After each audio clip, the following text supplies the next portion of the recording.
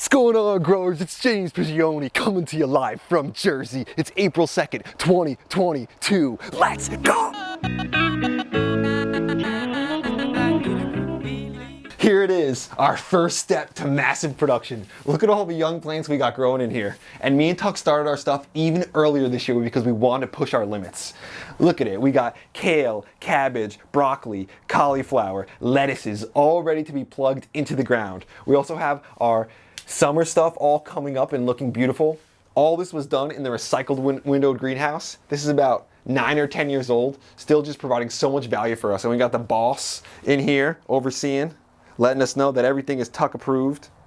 All started from mine and Tuck, well, Tuck's paw in my hand. All the seeds started, everything transplanted, ready to go. Let's keep moving though. We're moving under the grape trellis right now. I want to show you how big some of the trunks on these grapes have gotten. Look at this thing. Look how massive this has just gotten over the years. This thing is about 10 years old now, and it's just been pumping out so many grapes. So I'll show you guys a clip of what it looked like last year, just loaded with grapes. We had so many Catawba and Niagara grapes, and this isn't ideally how you're supposed to grow grapes, but I love just being able to walk under them and have the grapes just, above me, being able to grab them and stuff. I think that's so cool. If you guys like the shirt, check out our new merch at jamesprigioni.com. I've got some kneelers on there too now, so you won't break your knees when you're doing some workout into the garden too. But let's get an overview shot of what the whole entire backyard looks like. Looking at the gardens right now, it doesn't seem like much, and it's hard to believe that this is soon going to be pumping out an insane amount of food.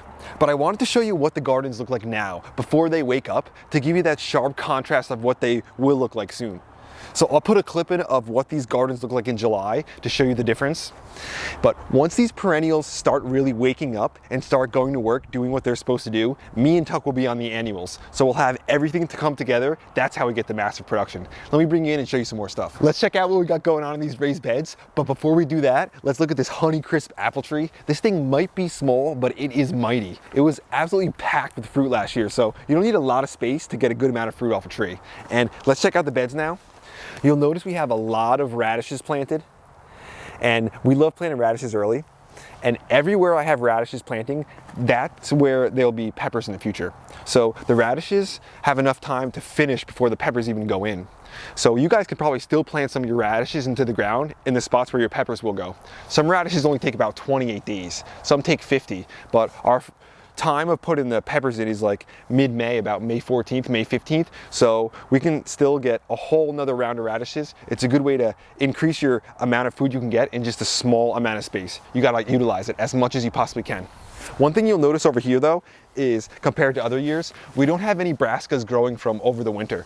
So what I did this year was removed my brassicas that were growing all year long because they actually harbored some insects. So last year I had the issue where my brassicas that had grown all year long through the winter still had some whiteflies in them. So when I planted my brassicas for the spring of the following year, the whiteflies went from the old brassica plants to the new ones. So this year I took up my brassicas about 3 weeks ago, and then I made sure I removed them from the property. Then we had some good frost, and that killed off all the bugs and stuff. So we actually took a little break from growing this year to make sure we can kind of clean everything, get a good slate. Let me take you over to one of my all-time favorite trees in the whole entire property. Here it is, one of my most prized trees in the whole entire garden.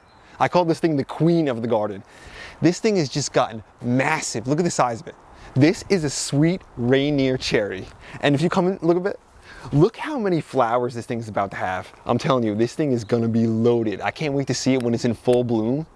And I'll give you guys a shot of how much fruit this thing produced last year. It was just so good. The cherries are amazing, and we just want to give this thing as much space. And I mean, look at the size of the base of this thing. This is like truly a tree. This reminds me of like some of the flowering cherries people have, but this thing doesn't only flower, it fruits, puts out delicious fruit. And we've got another cherry right behind us over here. This is going to help pollinate it. They're going to work together, and we're just looking for just a huge cherry harvest this year. And then we made a lot of changes in the garden this year. One of them was this back corner. We really changed things up a lot. So I'll go into that a little more as the video progresses, but we got to get into the new food forest where all the trees are opening, the blossoms are on them. Let's go. Before we move into the new food forest, I want to show you some of the trees that are blooming. Here's a beautiful peach tree, almost in full bloom, one of our first peach trees to open up. This one's a little further behind. on the cusp of waking up too. And then over here we've got the frost peach. That thing's right about to wake up too. So the garden is just about to, you know, show its beautiful form. And right now, like I mentioned before, it might not look like too much, just a bunch of sticks, but we go fairly quick from just sticks to full production. I'll give you a clip of what it looks like in August. And just this tree right here, soon you'll see loaded with apples. And I really think that this year is going to be our most productive year by far, especially this garden, because I think we've got a good balance of blending together the raised beds also with the highly productive trees and the perennials. So I think this is going to be the pinnacle year where the fruit trees are just at the right size and at high production, where they're going to be just pumping out so much food, but they're not so large that they're actually shading out too many of our annuals. So I really think this is going to be one of the years where this garden just, you know, I'm expecting it to blow me away. Over the years, me and Tuck have tried so many different things to try to increase our production. We just have so much fun doing it. So some of the things we've done is tried all different kinds of raised beds. Here's a 2-tier raised bed that works excellent. And we do this with the square foot gardening method. We love doing that. We've got the birdies raised bed back here. These things are great too. We love how well everything is grown in it last year and how durable and everything they are.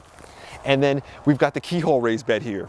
This is the Bill Mollison inspired design. And one reason I love this bed so much is because some people, when they want to increase production, they'll focus on things like fertility is one thing, or increasing the space by growing vertical. We tried the Bill Mollison approach, which is a little different. We tried to increase our overall production using geometry and time. So two things that aren't usually used, but Masanobu Fukuoka and Bill Mollison tell us that those are super important if we want to get as much production as we possibly can. And then Tuck lets us know that too. Right, boy? So this guy's absolutely amped for the year, like we are. He's been on the hunt looking for some fresh carrots and stuff. He can't wait till the first round of radishes come. This guy loves his root crops a lot. So the carrots and the radishes, and his fur is so nice and hot and warm at this time of the year. He's a real good guy. Throw some hearts down in the comment if you love seeing this guy in the videos. He may be getting a little older, but he still hasn't slowed down at all. Let me take you over to one of the spots where I can't wait for it to start to get into production. The strawberries. This is one of our first perennials that starts fruiting. So I guess I'd say like early June, they're just gonna have so many strawberries in them. We just get rounds and rounds of harvesting them. So this is one of those things I look forward to so much. One of the reasons I look forward to this so much is because this starts the domino of fruits, as I say. Once the strawberries come, then we go black-cap raspberries, red raspberries, currants, cherries, peaches, apples, grapes, all the way to November. So once the dominoes start, I mean, the food really starts coming in, and we can't wait. Here's another bed that we just put in recently. I did this over the winter. Another one of the birdies raised beds. I wanted to do something that had a little more height on it. This way I don't have to always kneel down. You kind of bend over a little bit. And we can also grow some deep rooted things in here. So I did berry sticks underneath that. And you know, my typical how to build a deep raised bed. That's the style we use for that. Now, some of our pears. Here's an Asian pear. This thing's basically in full blossom. Looks beautiful. But I would like to see some more bees out right now. So one of the issues is something like this pear, which is opening a bit early, that peach I showed, and even my all-in-one almond, they're fruiting a little bit early, which gets me a little skeptical on how much fruit they're gonna put out because just the bees aren't out yet. Look at this thing, man. This is one of the prides of Jersey, the blueberries. This blueberry is gonna have so much fruit on it, it's gonna be crazy. And we have the two blueberries right next to each other. One's the pink lemonade, one's the dark Patriot one. So we're gonna have like, it's gonna look like two different colored blueberries on one bush. Same thing over here. So we planted these close together for that exact reason. We think the contrast is just gonna be so awesome. Now, I wanna bring you over to our tomato trellis section right here. Last year, this thing was just absolutely loaded with tomatoes, and we plan on having the same thing happen again this year, but a lot of different varieties, switching things up. And down here, you'll notice, we already planted our garlic last fall. So what we like to do is plant our garlic between each spot where the tomatoes go. Here's a tomato where it was last year. So we plant the garlic between that. Not only does this allow us to increase production by getting garlic, but this garlic also helps to act as a deterrent because the garlic is a good pest deterrent. So that helps out the tomatoes too. So let's keep going. We've got some other things to show. And I know that the gardens might like seem a bit empty at this time of the year, but when we look back at previous years, that's what like starts to motivate you. So where we were to where we are now, it helps drive us ahead. That's why I mentioned so many of you guys, it's so important to get the first fruit tree in the ground, because when you're planting a fruit tree, I don't call that planting a fruit tree. I call that the start of a food forest, because you only have to get one tree in to get the thing started. It doesn't matter if you're in a small garden or on a porch. That's the beginning of a bigger garden, because once you get that one thing in, and next year you see how much is produced for you, you add another thing, you add another thing, and it comes to the point that your own garden is actually the thing that motivates you to grow even more food. So let me bring you back in this section. Look how completely open this thing is now. So over the winter, I've been working to clean this section out, give us a nice clean slate to get some stuff into the ground. We had an old pear tree that was back here that was planted before I even came to the property. So we couldn't ever get it to produce good fruit. So what we ended up doing was just removing that fruit tree. I also had 3 trees planted in the back here that were supposed to be apricots, but the nursery sent me actually plum trees, and one of the big issues with those plum trees is they were getting brown rot. That brown rot was getting spread to my other trees. So we had to remove those trees. To replace them, I've got some trees that just came in the other day. Maybe I'll bring you guys along for planting them. We've got a couple apples, something else that's really interesting and gonna be a lot of fun. So we're gonna put some new trees in this section. We've got peas planted in the back here too, along this fence line, because this is where this is all facing south. And then we're gonna be planting a whole host of tomatoes in this section too. So this is one of the things with the food forests.